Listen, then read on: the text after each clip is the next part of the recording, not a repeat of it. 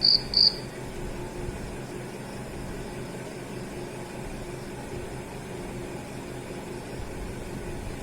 Everyone, मैं आज आपके लिए टॉपिक लेके आई हूँ Elisa test.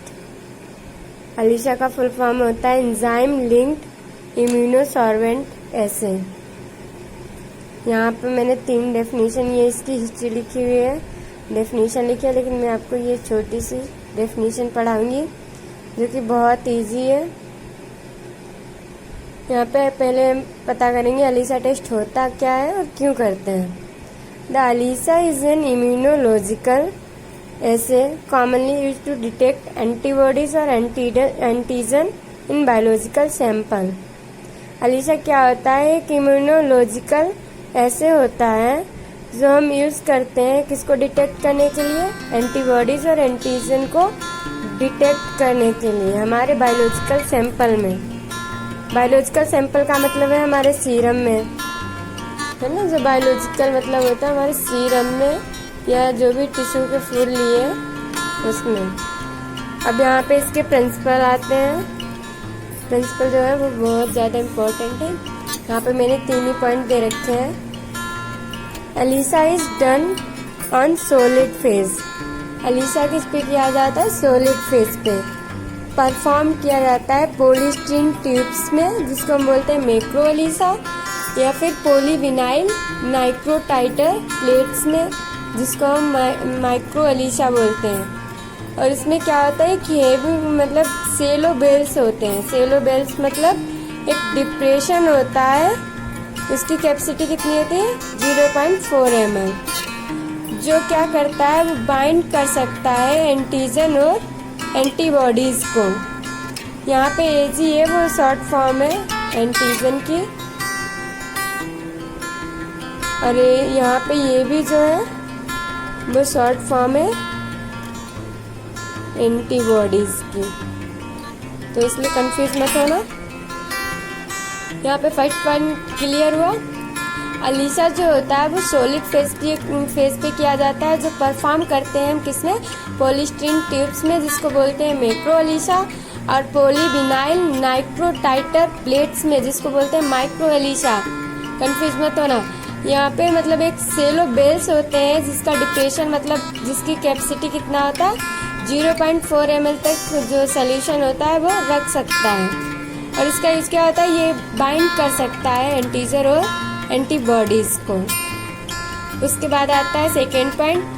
The enzyme most commonly used are alkaline phosphates and horse radish peroxidase. यहाँ पे एज है मतलब एंजाइम लगा है, तो यहाँ पे एज किसके लिए यूज होता है? एंजाइम्स के लिए। ग्लूकोज ऑक्सीडेज, यहाँ पे देखो सभी में यहाँ पे एंजाइम दे रखा है, इसलिए यहाँ पे आया alkaline phosphatase, horseradish, peroxidase, and last one is glucose oxidase. अब हमारा थर्ड पॉइंट है when antigen and antibodies reaction take place. जब क्या होता है? एंटीजन और एंटीबॉडीज का रिएक्शन होता है, तो ये एंजाइम जो होते हैं वो स्पेसिफिक सब्सटेंस को मतलब राइज करते हैं या रिलीज करते हैं। उसमें क्या दे रखा है? कोफिनाइल डाईएमाइन डाईहाइड्रोक्लोराइड।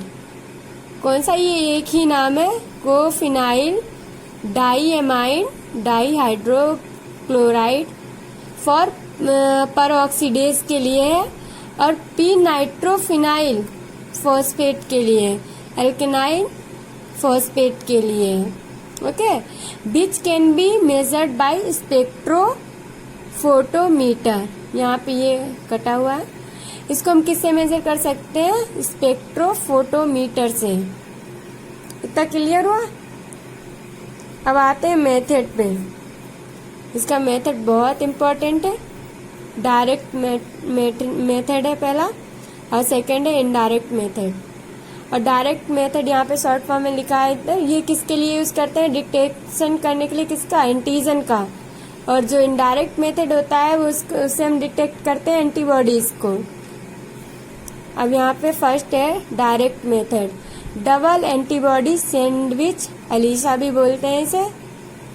एग्जाम में आता है तो इसमें कंफ्यूज मत होना, किसी भी नेम से पूछ सकते हैं। अब यहाँ का फर्स्ट पॉइंट है, it is used for the detection of antigen. ये किसके लिए डिटेक्ट होता है? हमारे एंटीजन को डिटेक्ट करने के लिए। First, the wells of micro ELISA plate are coated with antibodies which each well covalently. मतलब क्या है, यहाँ पे जो बेल्स होते हैं माइक्रो एलिसा प्लेट्स के, वो कोटेड होते हैं एंटीबॉडीज से, एंटीबॉडीज के साथ कोटेड होते हैं। जो मतलब उनकी प्लेट है उसके ऊपर कोटिंग होती है एंटीबॉडीज की।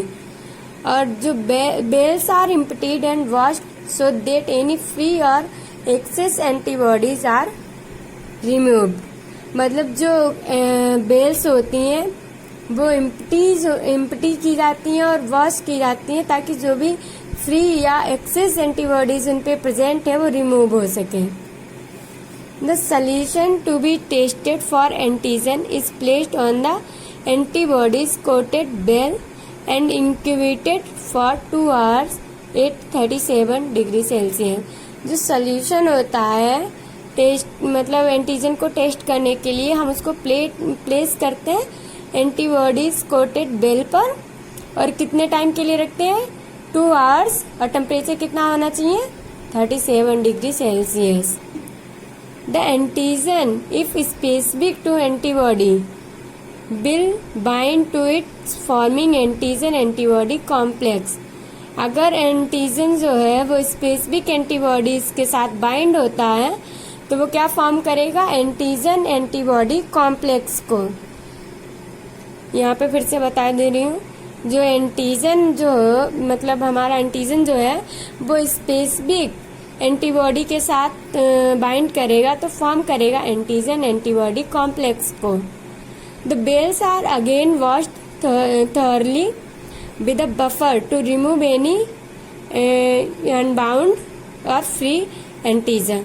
जो बेल्स होंगे उनको हम फिर से वॉश करेंगे, किसके साथ? बफर। बफर मतलब बफर सोल्यूशन होता है उसके साथ, ताकि क्या हो, जो अनबाउंड और फ्री एंटीजन है वो रिमूव हो सके। Now enzyme linked antibodies, second antibody बोलते हैं जिसे। Now enzyme linked antibodies is added to the wells. जो मतलब सेकेंड एंटीबॉडी है उसको हम बेल्स में ऐड कर देंगे और ये कितने टाइम तक रखें? Incubated at 37 degree Celsius for 1 hour। उसको मतलब रखेंगे हम